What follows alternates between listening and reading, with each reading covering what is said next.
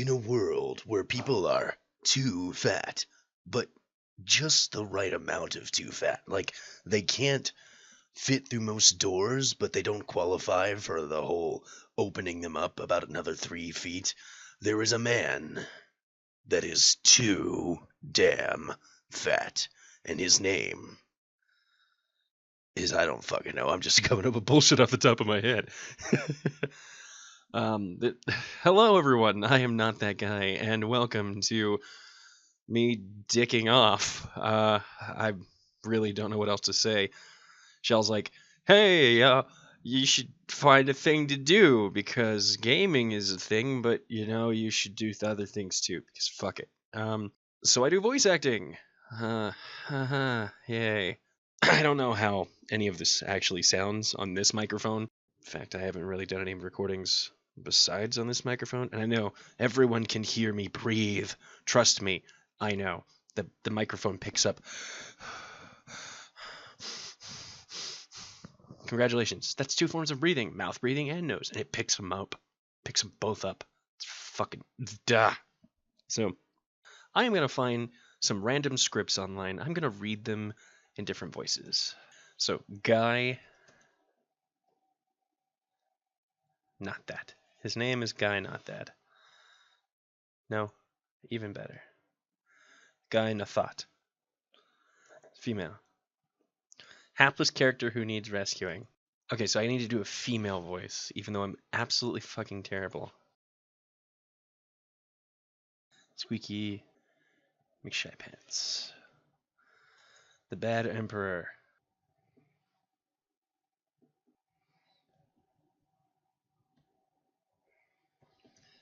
Because I am a fat ass, and I... 6 adjectives. Fast, dangerous, slow, fat, strong, amazing, rotund, and skinny. I want to see 2 planets. Earth, Earth 2.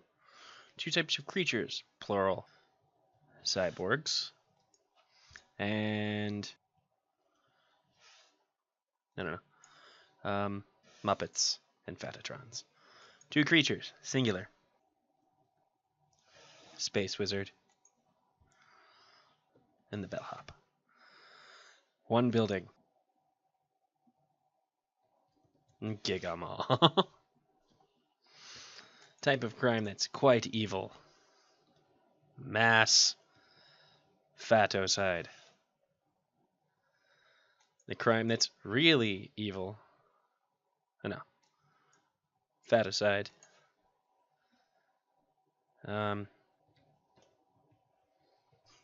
There we go. A town.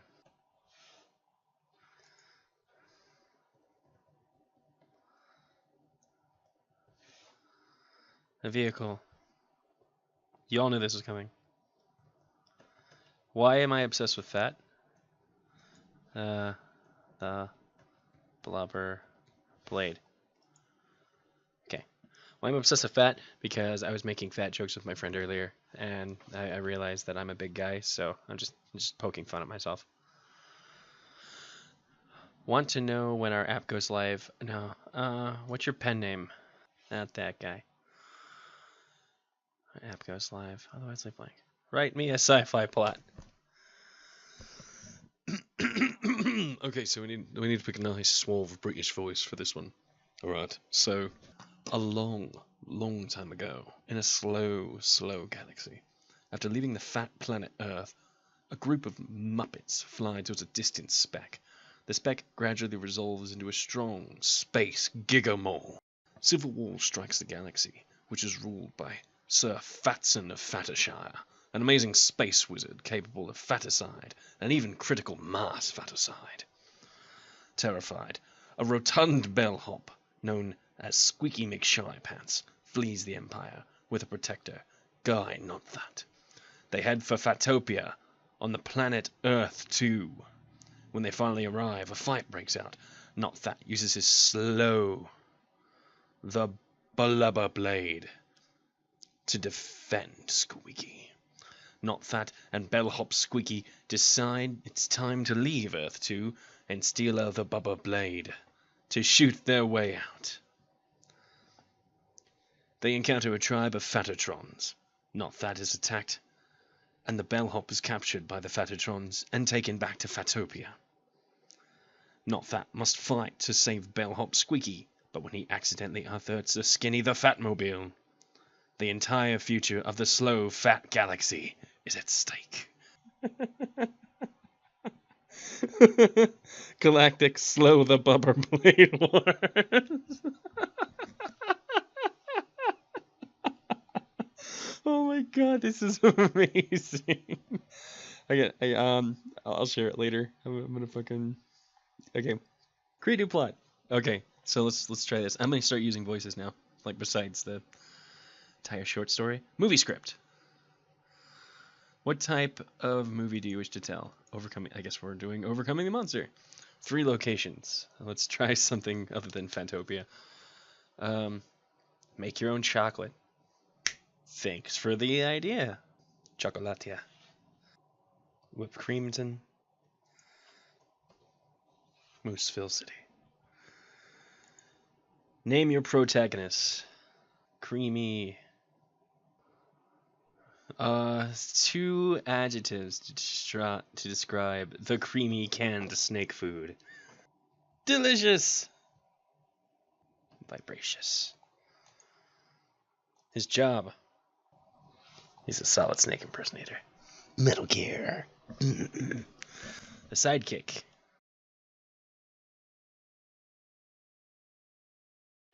Scarlet. Wonderdrot. Describe her. Fiery. Fluffy. Job.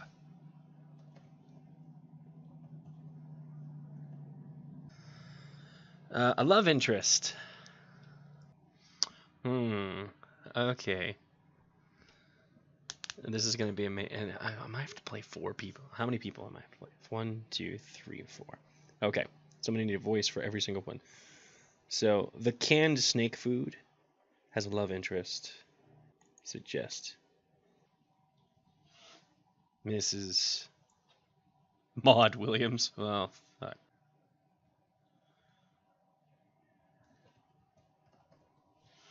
Why not? Let's go with a little DM here. There we go. Angry. Petite. The enemy.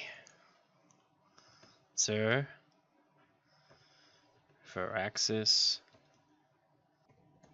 Yes. MacArthur. Controlling and deranged. I like it. I'm going to click it like 6 more times. I'm not even going to look. 1, 2, 3, 4, 5, 6. Okay. A type of monster. How about a white? Weapons that can be used to defeat that type of monster. Hammers. Something precious. An adjective to describe the precious object. A vegetable. Spuds. Spud. Agnes' favorite sweet. Snake hearts. Type of music. Electro. Dance.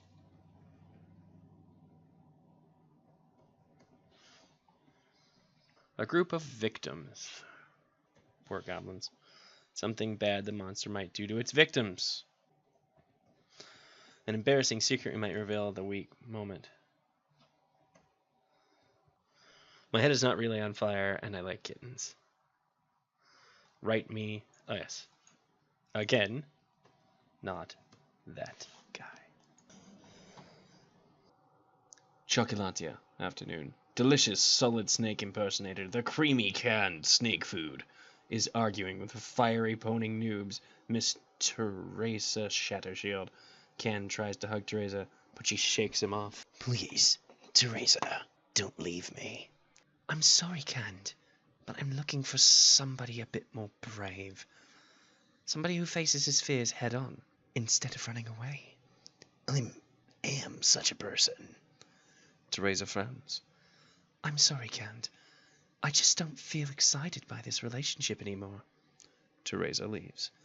Cand sits down, looking frustrated. Moments later, angry just being fluffy, the fluffiest unicorn, Scarlet Wondertrot, barges in, looking frustrated. Goodness, Scarlet. Is everything okay? I'm afraid not. What is it? Don't keep me in suspense. It's a white. I saw an evil white berate a bunch of goblins. Defenseless goblins? Yes, defenseless goblins. Bloomin' heck, Scarlet. We've got to do something. I agree, but I wouldn't know where to start. You can start by telling me where this happened. I was... Scarlet fans herself and begins to wheeze. Focus, Scarlet. Where did it happen? Whip Creamton. That's right, Whip Creamton. Cand springs up and begins to run. Cand rushes along the street, followed by Scarlet. They take a shortcut through some back gardens, jumping fences along the way. Whip Creamton, shortly after. Firaxis MacArthur Fellborn, a controlling wight, terrorizes two goblins. Cand, closely followed by Scarlet, rushes toward Firaxis, but suddenly stops in his tracks. What is it? What's the matter? That's not just any old white. That's Firaxis MacArthur Fellborn. Who's Firaxis MacArthur Fellborn? Who's Firaxis MacArthur Fellborn? Who's Firaxis MacArthur Fellborn? Only the most controlling white in the universe. Blink and knickers, Cand. We're gonna need some help if we're gonna stop the most controlling white in the universe. You can say that again. Blink and knickers, Cand. We're gonna need some help if we're gonna stop the most controlling white in the universe. I'm going to need hammers. Lots of hammers. Firaxis turns and sees Cand and Scarlet. He grins an evil grin. Canned snake food. We meet again. You've met? Yes. It was a long, long time ago. A park. Back in time. A young Cand is sitting in a park, listening to some electro dance house music.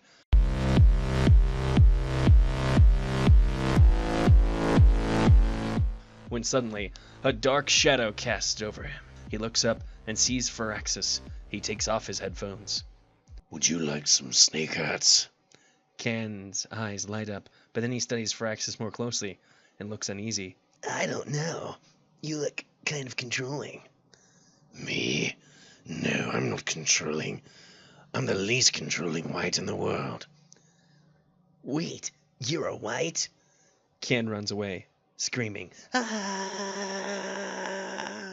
Whip Creamton, present day. You were a coward then, and you're a coward now. You ran away? I was a young child. What was I supposed to do? Cand turns to Firaxis. I may have run away from you then, but I won't run away from this now. Cand runs away. He turns his back and shouts. I mean, I am running away, but I'll be back. With hammers. I'm not scared of you. You should be. Cand and Scarlet walk around searching for something. I feel sure I left my hammers somewhere around here. Are you sure? It does seem like an odd place to keep deadly hammers. You know nothing, Scarlet Wondertrot. We've been searching for ages. I really don't think they're here. Suddenly, Firaxis appears, holding a pair of hammers. Looking for these? Crikey, Cand. He's got your hammers. Tell me something I don't already know. The Earth's circumference at the equator is about 40,075 kilometers. I know that already. My head is not really on fire, and I like kittens. Dude! While Firaxis is looking at Scarlet with disgust, Cand lunges forward and grabs his deadly hammers. He wields them triumphantly. Prepare to die, you controlling spud. No, please. All I did was berate a bunch of goblins. Teresa enters, unseen by any of the others. I cannot tolerate that kind of behavior. Those goblins were defenseless. Well, now they have a defender, and that's me. Canned snake food, defender of innocent goblins. Please, don't hurt me, please. Give me one good reason why I shouldn't use these hammers on you right away. Because canned snake food. I am your father. Can looks stunned for a few moments, but then collects himself. No, you're not. Ah, well, it had to be worth a try. Fraxus tries to grab the hammers, but Can dodges out of the way. Who's the daddy now? Huh? Unexpectedly, Fraxus slumps to the ground. Did he just faint? I think so. Well, that's disappointing. I was rather hoping for a more dramatic conclusion involving my deadly hammers. Can crouches over Fraxus' body. Be careful, Cand. It could be a trick. No, it's not a trick. It appears that, it would seem, Firaxis MacArthur Felborn is dead. What? Yes, it appears that I scared him to death. Scarlet claps her hands. So your hammers did save the day after all? Teresa steps forward. Is it true? Did you kill that controlling white? Teresa, how long have you been? Teresa puts her arms around Can. Long enough. Then you saw it yourself. I killed Firaxis MacArthur Felborn. Then the goblins are safe? It does seem that way. A crowd of vulnerable goblins enters, looking relieved. You are the hero. The goblins bow to Can. There was no need to bow to me. I seek no worship. The knowledge that Firaxis MacArthur Felborn will never berate goblins ever again is enough for me. You are humble as well as brave. One of the goblins passed Can a gross puppet finger bone. I think they want you to have it, as a symbol of their gratitude. I couldn't possibly. Well, if you insist. Can takes the puppet finger bone. Thank you. The goblins bow their heads once more and leave. Can turns to Teresa. Does this mean you want me back? Oh, Can, of course I want you back. Can Smiles for a few seconds, but then looks defiant. Well, you can't have me. What? You had no faith in me. You had to see me scare a white to death before you would believe in me. I don't want a lover like that. But please leave. I want to spend time with the one person who stayed with me through thick and thin. My best friend, Scarlet. Scarlet grins. But you heard the gentleman. Now be off with you. Skedaddle. Shoo. Can? I'm sorry, Teresa. But I think you should skedaddle. Teresa leaves. Scarlet turns to Can. Did you mean that? You know, that I'm your best friend? Of course you are. The two walk off arm in arm. Suddenly, Scarlet stops. You know, when I said my head is not really on fire and I like kittens, you know I was just trying to distract the white, don't you? The end.